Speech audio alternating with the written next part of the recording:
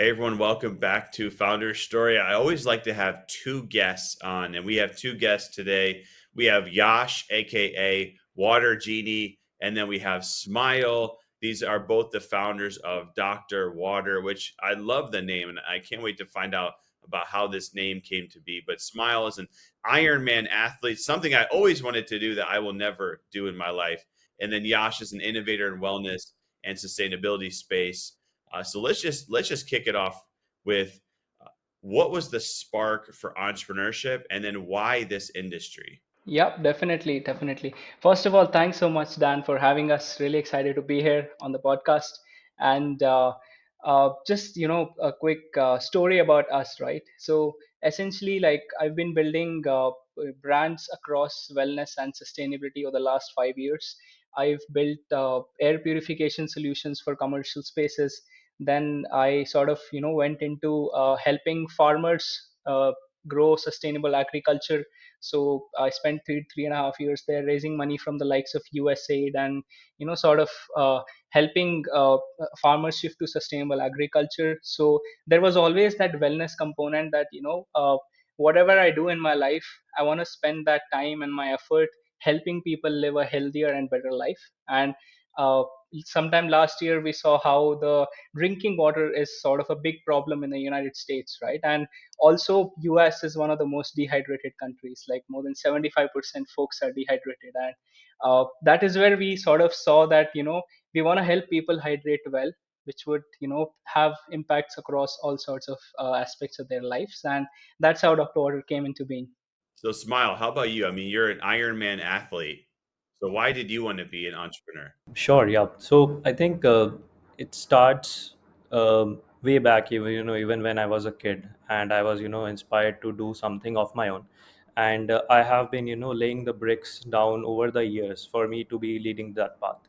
So for I have, wanted to work. I have only worked at startups as at a very early stage companies. For example, in Video AI, which is the number one AI company revenue wise from India, and also I've been the founding member at a startup where we help 300 plus D2C brands increase help adopt video commerce solutions for them, because videos were booming as we hit the pandemic and over the years. From a more personal side, when I decided that I wanted I registered for Ironman, and I went through that whole process of training myself for 6 months. That is when I realized that okay, I was doing dehydration wrong for all these years. And if people knew what I knew from this journey, and not everyone has to be an Ironman, but if they can take some learnings and improve their hydration, their lives will be like very different from a health perspective. Yeah, and I mean, I didn't know that so many people are dehydrated, but I could see it though. I'm like a big proponent of drinking water, but I have to make a mental effort to do so. I rarely see a lot of people drinking water, so this is obviously a big problem. It's a huge mission. How was the experience then of launching a company all the way around the world? I imagine many people would think that, hey, I would love to enter the US market. It's a big market for commerce or e-commerce. But I imagine it's not an easy feat. Yeah, definitely, definitely. I mean, so from day one, like both of us, me and Smile as founders were clear that we want to build a global brand because it also stems from our experience, right? Like I've done sales in the US, in Europe in the past. Smile has also worked with many, many D2C brands across Canada, US, etc. And uh, it also, sort of comes from the other angle that water is something which is so human, right? It's such a basic thing. And if you look at the hydration and dehydration sort of stats, like it's a problem that any and everyone in the world faces, right? And if you look at the from a problem and opportunity perspective, like the intensity of the problem is much higher in the US. Like for example, like most of the people either drink tap water or they buy plastic water bottles in bulk. Both of them are not good solutions. If you're drinking any of these, you need to stop and think whether you're hydrating in the right way, because either you're getting tons of microplastics or you're taking tons of chemicals, viruses, fluorides, chlorine, like many things that are there in your water. So uh, that is something that we sort of saw. And we are building a global brand, right? Like we sell in the US, Canada, we also sell in UK, Europe as well. So um, helping families, when we see these sort of impact stories, for example, like there's one mom in Austin, like she had pain in her legs, right? And you won't believe, like just after 3 to 4 weeks of bringing hydrogen water, she could clearly see benefits in her inflammation pain, right?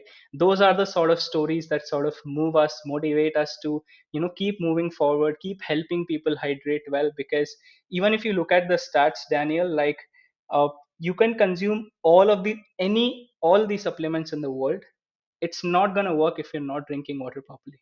If you're not hydrating well, all of the supplement literally goes to waste. And which is why we see water as such an essential and overlooked thing, right? That if you don't hydrate well, like the entire body is not going to function well. And that's where things like hydrogen water comes in. So hydrogen water has more than 1300 1400 researches all across the world that backs it. It's been in the Japan since 1940s. And what molecular hydrogen does is it goes inside every cell of your body, and it kills the oxidative stress, which is the number one cause of aging, number one cause of inflammation, muscle recovery. So it has impacts across all of those facets. And when both Smile and I started the company, we were very clear, like the kind of solutions that we want to build should be modern, effective, and healing, right? It needs to have a tangible impact that each one of us can see. So that was sort of the genesis, and that the motivation why we wanted to build a global brand. I think people nowadays are more in tuned with wanting to be healthy. Like you said, microplastics have been talked about for a while, but they haven't at this intensity that I've ever seen. That it's really being a thing that people want to try and eliminate or at least diminish down. And I think we really want to live longer. We want to be healthier. We don't want to have to say, "Oh, I'm getting older, and that means I have to have pain here. I have to be a certain way." So this it seems like a big market. So you have this incredible mission. You obviously have it very dialed in. You know exactly who the consumer is. How do you look at the go to market strategy, or what has worked for you so far? So I think also adding to the point previous question, like I before Dr. Water, I did start selling in the US for 1 year, and I the channels that we cracked were Meta and TikTok. Um, and I think going from a perspective that if you're in an industry where you already have a lot of inbound searches that are happening in your category, the most effective channels that are going to be working for you are going to be Amazon and Google. That being said, these are channels more where people are looking for solutions. But if you are trying to build a brand, nowadays it's essential to be growing on Meta and TikTok, and preferably organically. So these are some the to start with. I think Meta, I think Google and Amazon are going to be the channels if you are in a category where you have a lot of searches in your category. But if you are in a space where you need to educate people more, and you need to uh, you know tell people that what are the actual benefits or you will be getting from this, I think it's going to be Meta and TikTok that you are going to be adopting. While there are also, like, strategies that are like um way fundamental, that we don't use any of these platforms. So one of the things that worked really well in getting billionaires to try our product was just simple emails.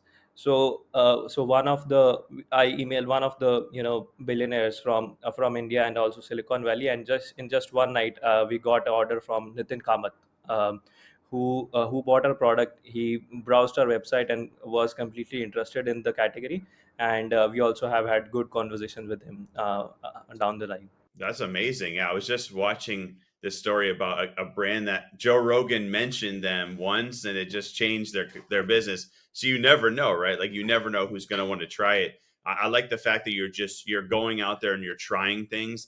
How do you see social selling, not just live selling, just selling on social? I know YouTube just launched YouTube Shopping. Sounds like you've already had success and tried with TikTok Shop and TikTok Live Shop. How do you see this playing in compared to maybe the Amazons or Walmarts or their, the Amazon and Walmart online?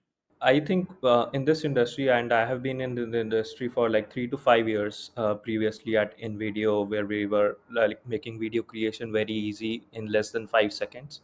And now, as we saw that TikTok did 50 billion last year from TikTok Shop, that is probably the year one or year two of their operations, and they are catching up to Amazon really, really fast.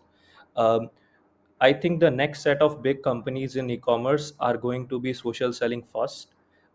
They are going to leverage the ecosystem of creators or be creators themselves, be founder-led brands, which are going to do incredibly well as compared to the companies in the past. So, for example, Nike and Adidas have been there in the market since decades, but On was the recent player, which with their founder-led brand they were able to build a community around their product, and they saw a gap in the market, and they were able to leverage the founder led brand and the social selling strategy through these platforms to be able to scale very quickly in in a market that is very competitive and has been matured over the years. But they were still able to do it because of the differentiated strategy that this age offers. Yeah, and I mean, just to add to that, Daniel, right? Like, one of the core benefits of social selling is, uh, for example, like if I tell you, Daniel, right? Like, if you go to Amazon and let's say go and buy a water bottle, like you'll see text written there, right? Like, this bottle has been third party tested. This has done that. This has done that. Versus if there's a person on the other side telling you, showing you things which you really care about. For example, like this is our product, right? Like it's a hydrogen water bottle where you can see the bubbles coming in, right? So it makes hydrogen water and it's a reusable bottle. It lasts for around 2 years. So you won't believe, as a company we have saved more than 100,000 single use plastic bottles. And those are the sort of impact metrics that we really stand by, because from day one we were clear that what our audience, right? Like folks in New York, folks in California, they care about plastics. They care about the impact of what they use, right? And I mean, if you show that in a video, that is much more compelling for to make someone buy it, right? Compared to like just five bullet points on Amazon. Yeah, for sure. It's more compelling when I'm watching something because we're also so used to watching like short clips now. I don't even read much. I'll probably read two sentences, but I would really listen, and I consume more information when it's in a video versus when it's written. I'm so did you all create the design like when you looked at the creation of the product? I am always very interested about this because I used to be an inventor of things that never made it, and so I really love talking to other people who have created and designed something. So when you looked at the design of it, the just the phase of creation, how was that process? Yeah, definitely. So it's actually a very nice question, Daniel. I love it because if you look at the hydrogen water space currently, like most of the companies are either selling very small bottles, which is around 10, 15 ounces, right? Which is just too small, right? Like you drink it once and it's finished. Or people are selling pre-filled plastic bottles or cans, right? I mean, when we looked at how do we sort of help people hydrate well, one thing we're clear about is whatever we give them has to be a lifestyle statement. For example, this is a tumbler that we sell, right? It's something which is very easy to use, easy to carry. It fits in the cup holder. It's something that it's also inspired by Stanley. I mean, you can clearly see, because that's something that's very well sort of adopted by people in terms of design. So we were very clear that whatever product we make, it should not just be beautiful or scientific. It also needs to be something that people enjoy carrying, enjoy drinking. They want to show it off to other people. So I mean, when we look at the product design, like as I said before, right? Like modern, healing, effective. These are the three things that we stand for, right? And the design is modern, the product is modern, it is healing, and at the same time it's effective. So I mean, these are the same product principles that we go by. Yeah, so like we are constantly, working to innovate on the problems that we are, finding in the market. So for example, getting clean water is also a big problem nowadays. So this is one of our new products.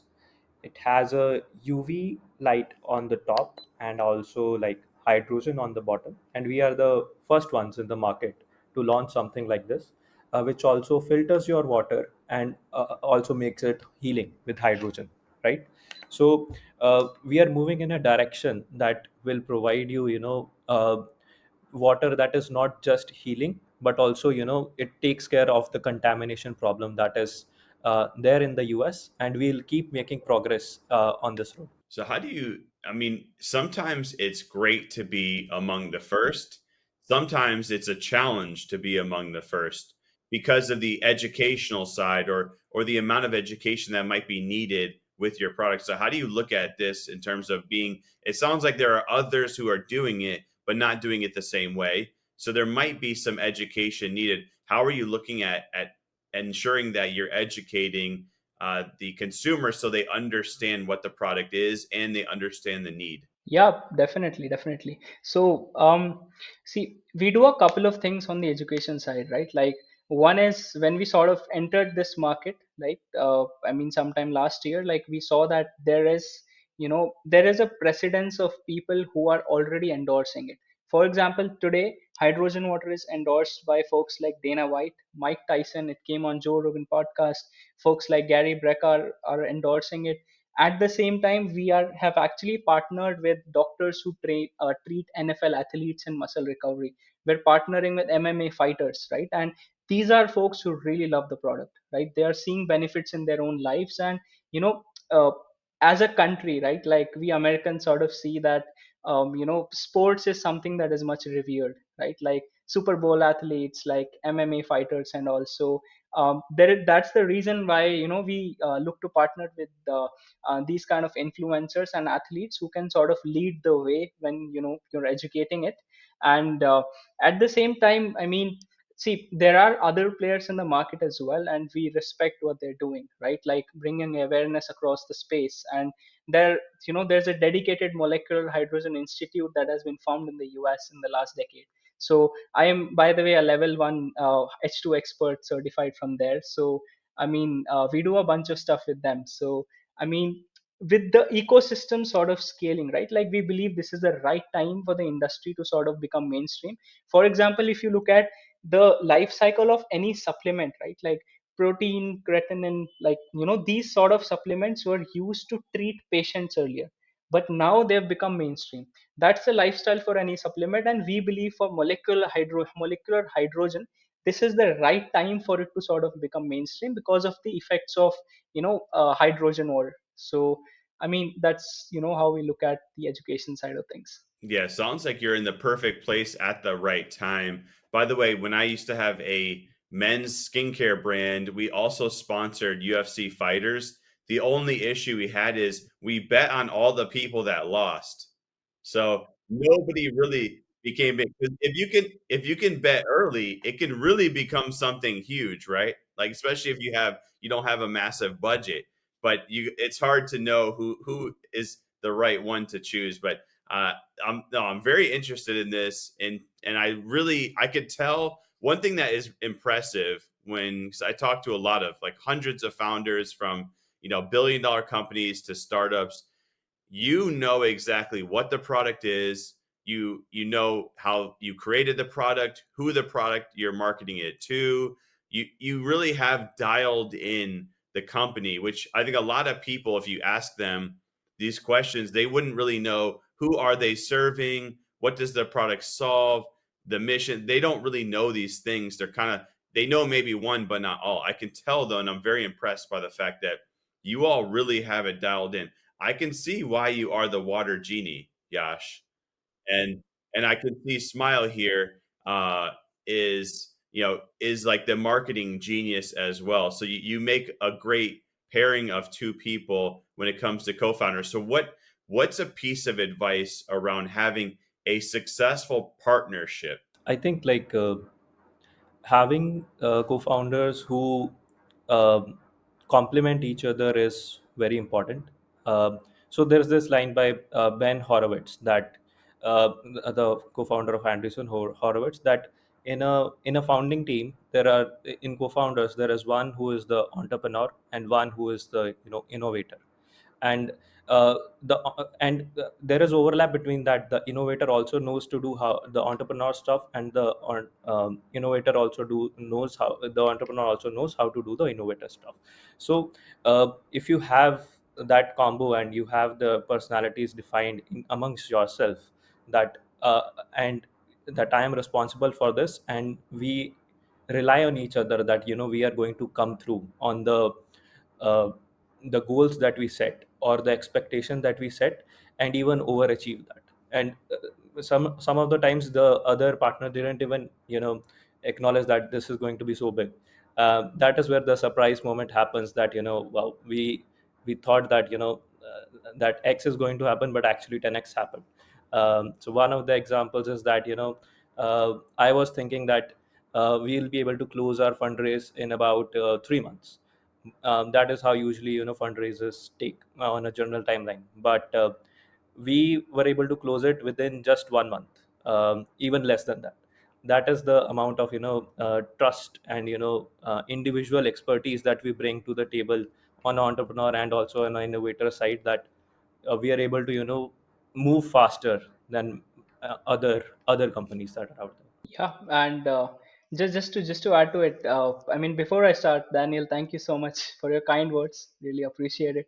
I hope we become the water genie and the marketing genius that you talked about.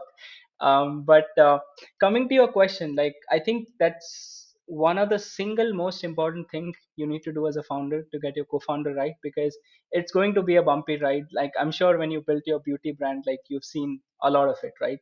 So um, I think, like, fundamentally, the trust part that Smile mentioned is definitely right. And I feel like it's very hard to get that trust if you just get to know someone, in a very short time frame. So, for example, I know Smile for the last 9 years, right? Like, I have seen him prepare for Ironman. Like, I've seen him, go for like 500 kilometer cycling, right?